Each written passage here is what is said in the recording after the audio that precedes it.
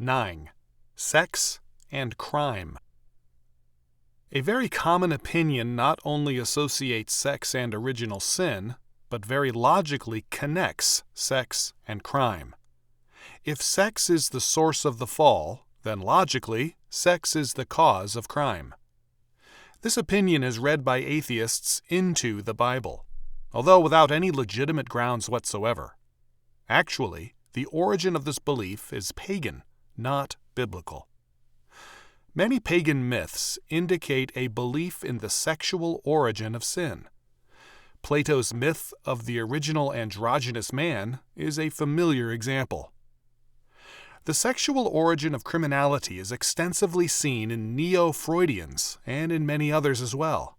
Former San Quentin warden Clinton Duffy wrote an exposition of this idea titled Sex and Crime, maintaining that, quote, "Sex is the cause of nearly all crime, the dominant force that drives nearly all criminals." After 35 years of correctional experience as warden of San Quentin Prison, a member of the California Adult Authority, and executive director of the San Francisco Council on Alcoholism, I'm convinced that it is a rare crime that can't be traced to a sexual inadequacy of some sort. Criminals are plagued and puzzled and upset by sexual tensions, doubts, fantasies, anxieties, and hungers. In my opinion, 90% of the men in our nation's prisons are there because they couldn't come to grips with the problem. We shall have sex as long as we have life, and crime as long as we have civilization. We can't wipe out sex, so we can't wipe out crime. Not until we accept the relationship between the two can we begin to make real progress in our everlasting battle against the forces of evil. We must understand that most crime is the result of sex and has to be treated as a sex problem." End quote. If this belief is true, logic requires a radical alteration in sexual standards and behavior in order to remove the causes of crime. Accordingly, the free love advocates demand an abolition of sexual regulations as the necessary step towards a free and humane society. Sexual anarchists are social utopians. A trace of this opinion is apparent in Duffy, who argued for providing sexual partners for prisoners. Mississippi permits a prisoner to have quote-unquote conjugal visits with his wife. Mexico does not limit the visit to the wife. Duffy's own report gives evidence of the non-sexual nature of crime. Ethnic groups show clear-cut patterns. Thus, Orientals with their strong family culture, quote-unquote, seldom get into trouble, least of all the Japanese. The Scandinavians in prison are few. Jews are normally law-abiding. Their trouble with the law usually involves money, according to Duffy, quote, "Most Jewish prison inmates are swindlers or con men or check artists or forgers." End quote. Earlier, Irish were sometimes in trouble because of drinking and fighting. Germans are rarely in trouble, and then because of aggression. Italians have been in trouble where gang activities are strong. When the French are in prison, it is for quote-unquote sex offenses mostly. Mexicans are often involved in crimes of violence and narcotics, but, quote, few Mexicans over 40 seem to get into trouble, end quote. Negroes rank proportionately very high in the prison population.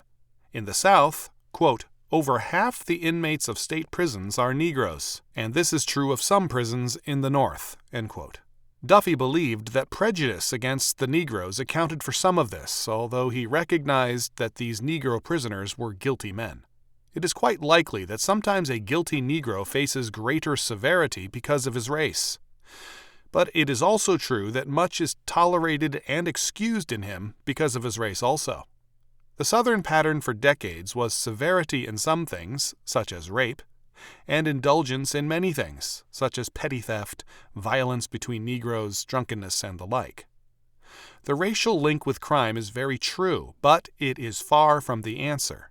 No more than sex is the cause of crime can race be said to lead to crime. Since Duffy's years as prison warden, the amount of criminal activity by white youth has increased very rapidly. Their race has obviously given them no immunity against criminality. The cause must be sought elsewhere. St. Paul states the cause plainly. The unregenerate man, the man in warfare against God, is hostile to God and hates him. Such a man, quote, is not submissive to God's law, in fact, cannot be so. Romans 8:7. Such people pursue a course of religious lawlessness. Romans 1:18-32. They suppress the truth because of their unrighteousness and worship the creature rather than the Creator. It is this aspect of man which humanism refuses to recognize. Supposedly, man's criminality will be healed by eliminating the state, property, religion, and laws. But since the ungodly are by nature lawbreakers, they may lower the standards as much as they will, but they will still break the law. They live to break the law. As a result, the more a revolutionary generation breaks the law, the more violent it becomes, because violations of a progressively lax standard require progressively more flagrant actions. Nietzsche believed rightly that disbelief in God and in immortality would create a world of violent men.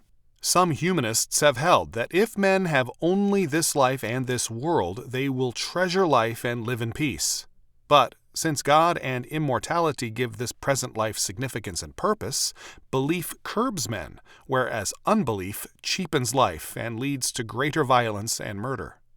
When man becomes his own God, it becomes an article of faith and an urgency of life to assert his claim by the violation of all laws, not of his own choosing.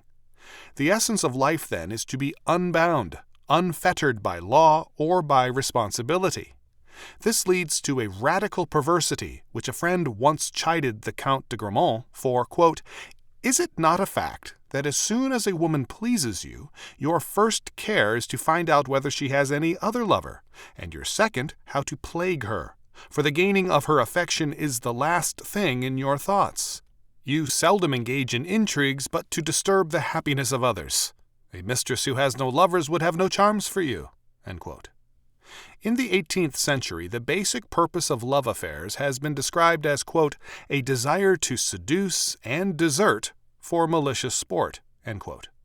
The quote-unquote crown of his victory was for the seducer to do his work, quote, "without the slightest emotional involvement, so that when the woman, conquered and submissive, begged at least tell me that you love me," he could affect a disdainful smile and refuse." End quote.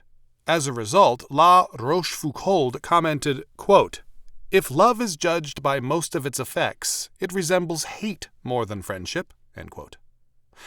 Such love was indeed hatred, and it began with the hatred of God.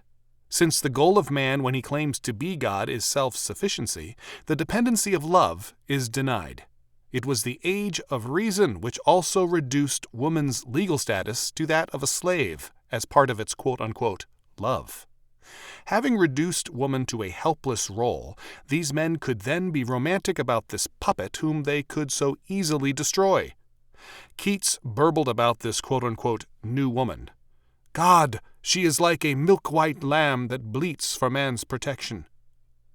It is not surprising that quote-unquote hostility is a basic aspect not only of child molesters, but of those lolitas, small children who welcome such advances. But every hostility has as its counterpart a new area of sympathy.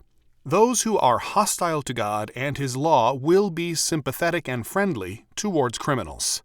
They feel a common bond uniting them in hatred for law. A European lawyer whose perspective is definitely not Christian has observed, quote, "Determinism in criminal law represents an apologia in a grand manner. We must ask the further question, apologia for what?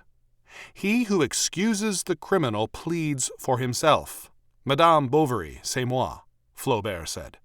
At a time when strong influences are breaking new ground, excusing the criminal must result in severe feelings of guilt. An effort is made by society to lessen this feeling of guilt by excusing both itself and the criminal with whom it is identified. Nietzsche referred to the wave of pity which in the second half of the 19th century swept over Europe from Paris to St. Petersburg. End quote. Sympathy for the criminal means hostility to God and His people. As Rywald observed further in another context, quote, "Wherever there is some form of social life, there must be punishment, end quote. The punishment in humanistic society is progressively directed against the innocent and the law-abiding. Whether with respect to taxation, discriminatory legislation, or open violence, the people of God become the objects of growing violence. In the words of Juvenal, quote, "The depths of depravity are not reached in one step," end quote. Bronowski noted with respect to pagan festivals, quote, "This revolt against authority is the heart of the Saturnalia everywhere," end quote. The Renaissance unleashed a great flood of violence by its hostility to godly law. According to Lo Duca, quote, "The liberty sought by the arts. The notion of beauty is in itself disturbing. The arts have always been the shock troops of true revolution. The liberty sought out by science. This is already more dangerous for established power as well as for those who idolize the past. The liberty sought out in language and mores were all part of one capital dynamic factor, individualism. Through individualism, liberty seeks to attain the absolute, that which leads it beyond the concepts of good and evil to authentic anarchy. The genius of the Renaissance often masks a profound and functional anarchy, which was not destructive, being dominated and held in check by pride. Pride alone permitted this luxurious anarchy which found its morality in art. The perfect example of Renaissance man is the condottiere. Such a condottiere as Sigismondo Malatesta is the Renaissance summed up in one man. His individualism is equal to that of Bartolomeo Colleoni or Galeazzo Maria Sforza. The quote-unquote anarchy of these warlords is based on the rejection of every law, human or divine. Another famous condottiere, Werner von Urslingen, wore engraved on his breastplate, "Enemy of God, compassion and mercy." Men of this caliber, capable of such fierce hate, strongly marked the world arising from the ashes of the Middle Ages. The violence of the Middle Ages was never free from obsession and cruelty, and above all the need to find a justification in invoking religious pretexts. The violence of the Renaissance did not for an instant seek to justify itself. The sentiment of guilt had disappeared, absorbed by that desperate will to power, which will be given a name 4 centuries later. Nevertheless, these condottieres introduced in their society an exterior element which ravished the continent. The soldier of fortune, mercenary, or Landsknecht, lords of pillage and rape. Their example, as well as their crimes' impunity, war has always been a useful pretext to unleash the most infamous instincts under the cover of heroes' natural quote-unquote weaknesses, strongly influenced their contemporaries, end quote. The author who gives us this summary finds also attractive to himself ancient and Greek vices and speaks of the quote-unquote fact that, quote, "the ancients charm us with a very knowing philology on the first series of anal penetrations, either of a man or of a woman," end quote. Men and societies in revolt against God's authority find a common ground in their hostility to law and moral order. Modern man thus feels a continuity with the Greeks and with the Renaissance, which he definitely does not feel with the Middle Ages or with the Reformation. Lo Duca compares the condottiere of the Renaissance with the modern man as revealed by Sade. Quote, "What the condottiere brought to the spirit of the Renaissance, Sade brought to the modern era. Not only does Sade lay down the axiom that life is nothing but the quest for pleasures, and even for the pleasure, but he introduces the principle that pleasure is bound to suffering, that is to say, at the attempt to destroy life. Quote, the body, nothing more than an instrument for inflicting pain." End quote. Where there is no submission to the law of God, there is progressive resistance, defiance, and violation thereof. The cause of crime is not sex, it is sin, man's defiance of God's sovereign authority and man's attempt to be his own God. The attempt of men to find the cause of crime in sex is a part of their attempt to overthrow God's law order by reordering sexual relations. Predictably, not only with Sade, but with all those who deny God's law, the conclusion is the same. Quote, "But he that sinneth against me wrongeth his own soul. All they that hate me love death." Proverbs 8:36.